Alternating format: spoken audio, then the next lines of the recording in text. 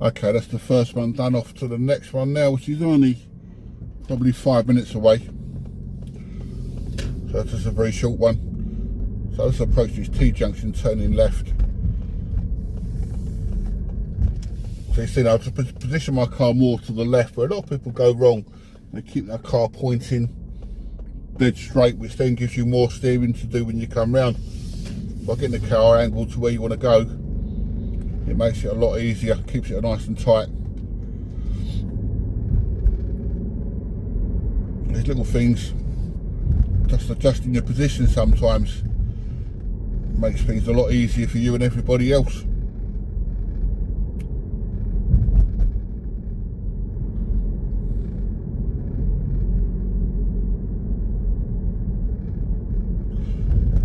So see, we're approaching this roundabout where we're going straight ahead. I'm mindful of this lady on the left. She's not quite at the crossing now, so we've got a little bit of time to go through there. Looking across the roundabout, we're absolutely clear. I'm still just glancing to my left in case somebody does appear. There, didn't need to change gear. The car took that gear quite nicely. Just holding back on this red one now. But I'm still going to try, just let the car slowly creep. See, by holding back, you let the car creep rather than coming to a complete stop.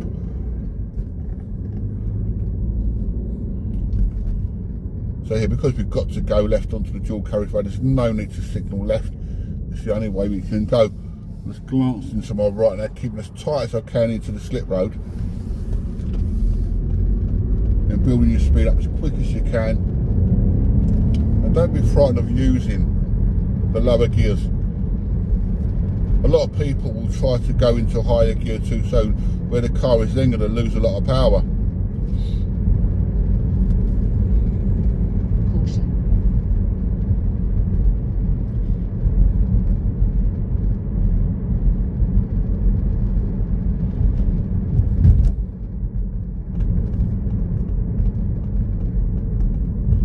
So the road we want is literally across to the right, but there's no right turn at these lights, as you can see by the sign. So we've got to go round. I'd really treat it like a big roundabout, if you like. We're going to go round to the left here and then follow the road round to the right. So we've got to think about our positioning.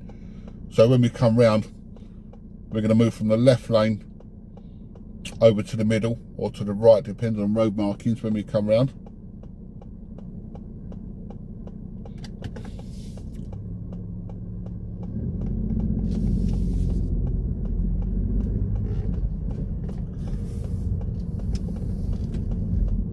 So because here we've got two lanes going round to the right, I'm going to keep to the left of those. Caution.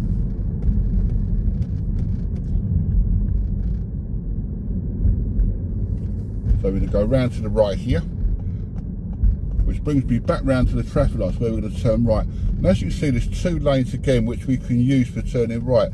But because also I'm going to be turning left at the next set of lights, it's easier for me to stay on the left.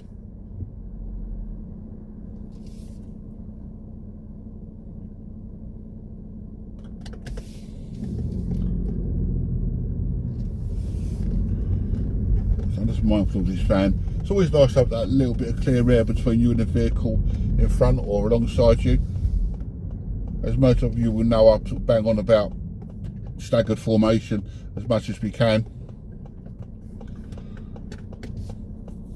There's another term I heard from somebody else a little while ago, another instructor which I quite like, is always having that pocket of space, which is the same as a staggered formation, but I quite like that term as well.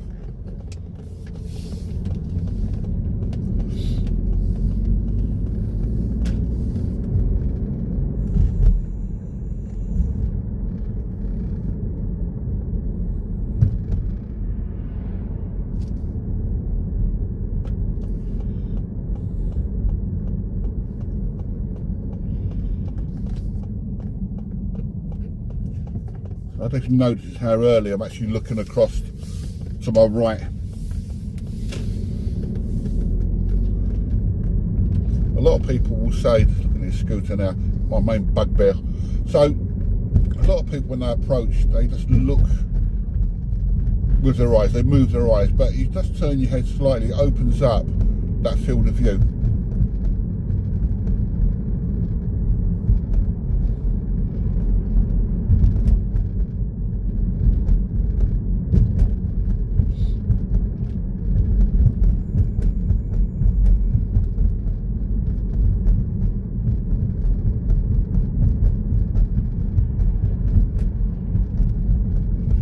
You always got to be mindful that with driveways you're looking for any signs of movement of vehicles coming off, and there's little clues. The biggest clue, if you can see their reversing lights or a brake light on, maybe a little bit of exhaust smoke, so you know their engine's running. There's little clues that you could be looking for.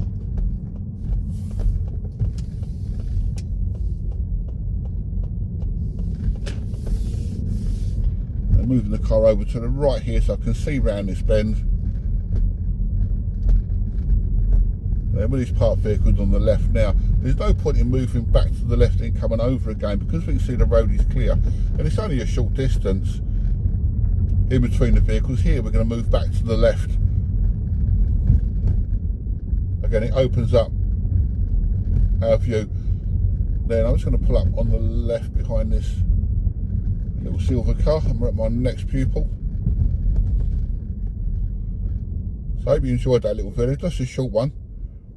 So I'll be stringing all the videos together today, then I'll put a couple out as a couple of shorts as well. So see you in a bit. Rightio, we're off to number 3. Let's see what happens on this one.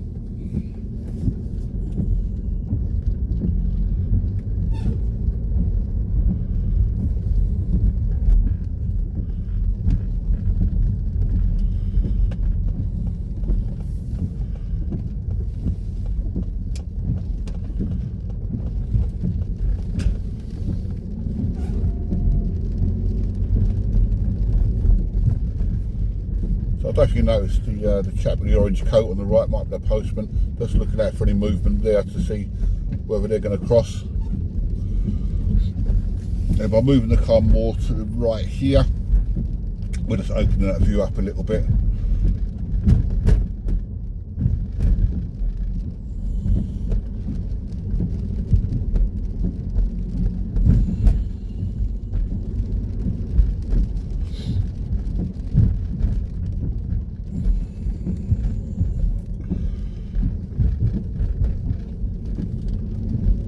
So when you're watching any videos of either myself or any other videos that you may watch, is trying to put yourself in the driving seat and think about what you would be doing.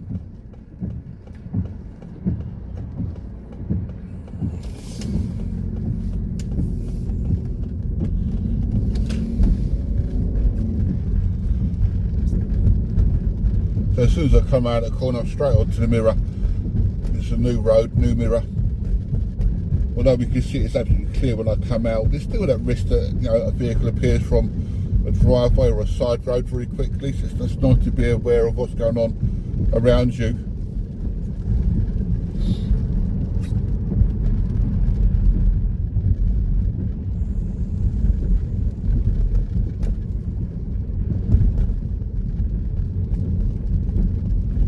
So here I'm just focusing on my speed and seeing an early observation. Then I've dealt with the gear. So we're just trying to do one gear.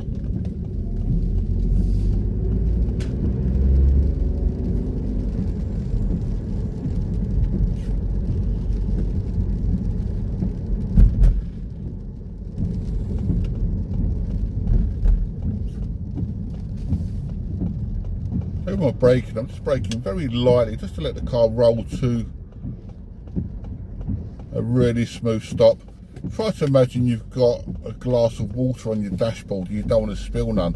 That's what you're aiming to achieve with not just your braking, but the whole driving experience. The use of gas, your gears, your brakes, your steering. It wants to be as slow and smooth as possible. You notice I'm keeping well back on the car in front. Couple of reasons. One, if that car was to break down or stall, you've got room to manoeuvre around it.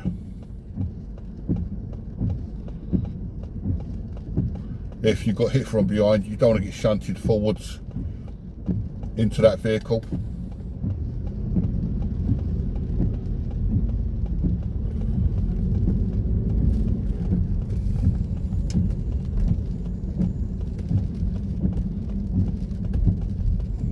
Caution.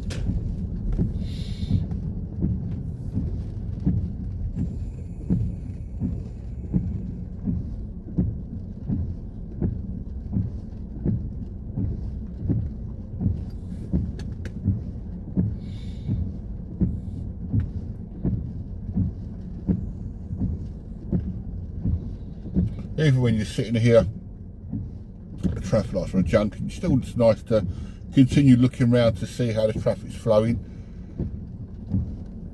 You can look ahead for any hazards, a lane closure for example, a bit of roadworks, broken down vehicles, be anything.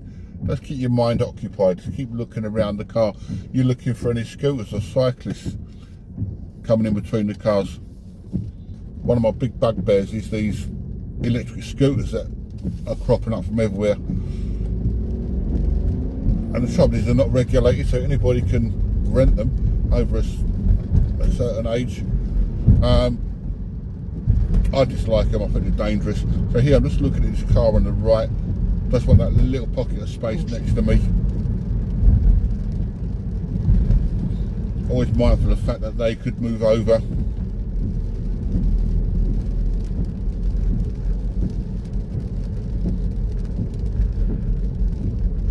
So I'm just braking early here, getting the brake lights on, so I can brake earlier and a lot softer. Then hold back a little bit here to let the traffic move away. So now we're going to keep it rolling rather than stopping and starting. So you find the slower approach really does work out nicely. So here we're going to go left at this next roundabout, followed by an immediate right at the second roundabout. So rather than stay extreme left, I'm using middle lane here. Then for the second roundabout, we'll be positioned on the right, and holding back a little bit here, looking for my space and keeping it rolling.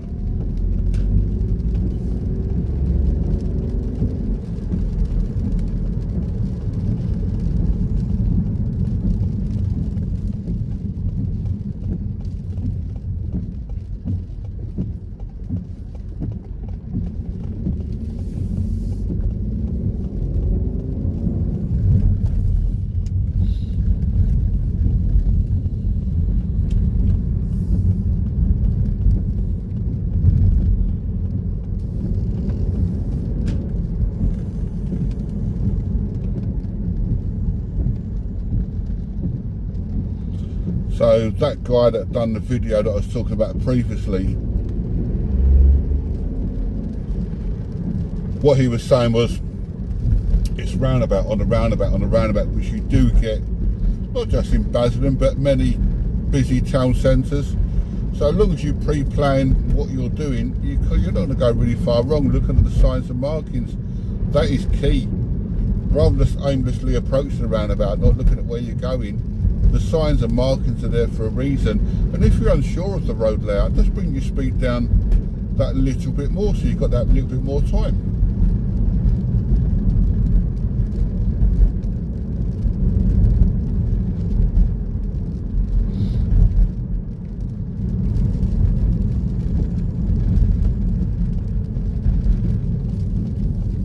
Again, holding my car back a little bit here to try and keep it rolling. Orange car a little bit slow away, but we're still keeping it rolling at low speed.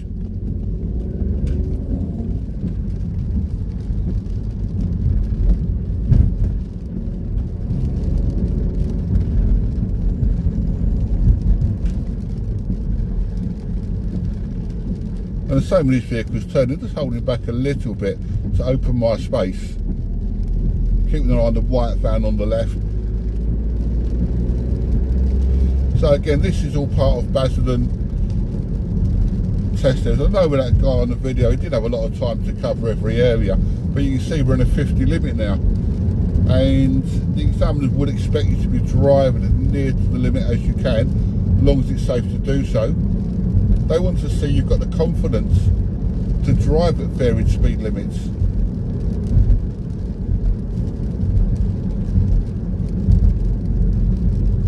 My personal opinion of Basildon is I really like it. It's a nice test centre. I think the areas are very nice. But at the end of the day, it's what you're used to. You're having your lessons in Brentwood, Braintree, Birmingham, wherever the case may be, you get used to that certain area. But if you go to a strange area, just treat it in the same way. One of our biggest roundabouts that I've mentioned previously is the Dogs Trust roundabout. I'm trying to stop using the words Dogs Trust because it's just another roundabout. So if that roundabout was in another area, we're going to deal with it in exactly the same way.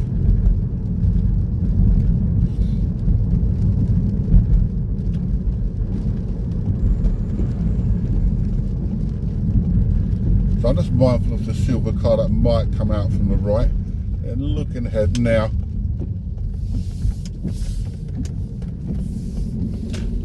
And we're getting the brakes and gears done before we get there. We keep the car moving rather nicely.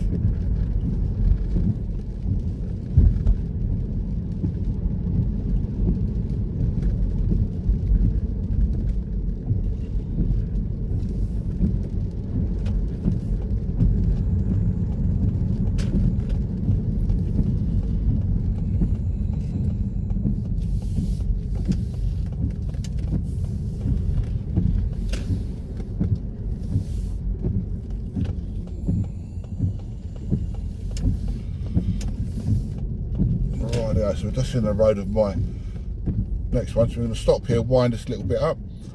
So again, if you enjoyed that, just drop a comment down below. See you in a bit.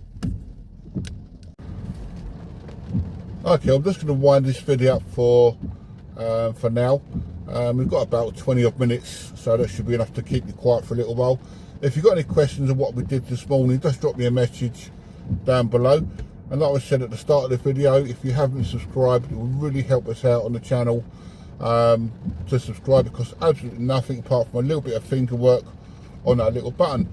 If you build the subs up, it helps me out and it gives us encouragement to hopefully do some bigger and better videos.